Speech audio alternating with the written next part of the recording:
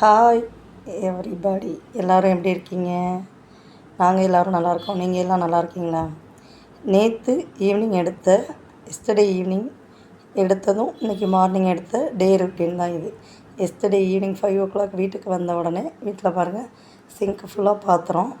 இது முடிச்சிட்டாக்க மார்னிங் சமைச்சது, லஞ்சு சாப்பிட்டது, நாங்கள் டிஃபன் எடுத்துகிட்டு போனது, அம்பரீஷும் விஷ்ணுவும் டிஃபன் எடுத்துகிட்டு போனது, இது எல்லாத்தையும் கொண்டு வந்து சேர்த்தாக்க மேலே அந்த 3 ரேக்கு கீழே இருக்க கூட ஃபுல்லாக பாத்திரம் நிறைஞ்சிரும். சரி, பாத்திரத்தை விளக்கிக்கிட்டே டீ போட்டுருவோம், அப்போ தான் டே ரொட்டீன் கரெக்டாக இருக்கும் அப்படின்னு சொல்லிட்டு டீ அடுப்பில் வச்சாச்சு. அப்போ ஃபோன் பண்ணி சொல்லியிருக்காங்க, ஈவினிங் சென்னை கிளம்புறோமா, நைட்டு டின்னர் அங்கே வந்து தான் முடிச்சுக்குவேன், அதனால் அதுக்கேற்ற மாதிரி ப்ரிப்பேர் பண்ணிடுன்னு சொல்லிட்டு. அப்பாவுக்கும் நைட்டில் எப்பயுமே ரைஸ் செட் ஆகாது, ஒரு மார்னிங்கும் ஈவினிங்கும் டிஃபன் தான். என்ன பண்ணலான்னு கேட்டப்போ எனக்கு ரவா உப்புமாவும் தேங்காய் சட்னியும் போதும் அப்படின்னு சொல்லிட்டாங்க. அப்புறம் 1 by 1 ஒர்க் ஆரம்பித்தாச்சு. பசங்க லஞ்ச் பேக்லேருந்து என்னோடய லஞ்சு, ஹஸ்பண்டோட இது எல்லாம் விளக்கிக்கிட்டே டீ போட்டாச்சு. டீ கொடுத்தோடனே பசங்களை படிக்க வைக்க சொல்லலான்ட்டு. விஷ்ணு எப்படின்னு சொன்னிங்கனாக்க, என்கிட்டையும் உட்கார மாட்டார், அவங்க அண்ணாக்கிட்டேயும் அவங்க அப்பாக்கிட்டேயும் உட்கார மாட்டார்.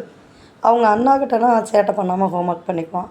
அதனால் அந்த பொறுப்பை நான் அவங்ககிட்டயே விட்ருவேன். அவன் ஹோம்ஒர்க் பண்ணுறானோ என்னமோ, அவங்க தம்பியை நல்லபடியாக ஹோம்ஒர்க் பண்ண வச்சுருவான். ப்ளஸ் என்னை விட நல்ல கேரிங்காக அவங்க தம்பியை பார்த்துக்குவான். அதில் 2 பேருமே பெஸ்ட்டு, குறையே சொல்ல முடியாது. இன்றைக்கி டே ஃபுல்லாகவே நான் இருக்க மாட்டேன் தம்பி, நீ தான் தம்பியை பார்த்துக்கணும் அப்படின்னு சொன்னாலும், ஓகேம்மா நான் பார்த்துக்கிறேன் அப்படின்னு சொல்லிட்டு பெஸ்ட்டாக பார்த்துக்குவாங்க.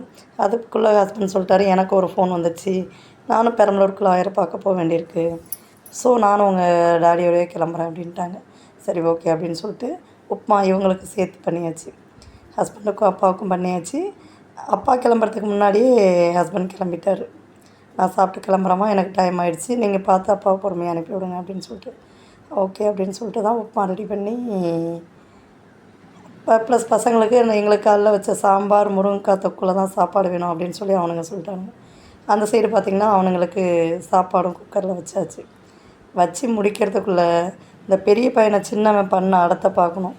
அவன் இப்படி போடுறா, இது எம்டி பாட்டில், இது ஃபில் பாட்டில், இதை ஃபில் பண்ணு, இதை டிக் பண்ணு, இதை பண்ணு அப்படின்னா, அண்ணா முடியாது, நான் இதை டிக் பண்ண முடியாது, நான் இப்படி தான் பண்ணுவேன் அப்படின்னு சொல்லி ஒரே பிரச்சனை, ஒரே ரகலை.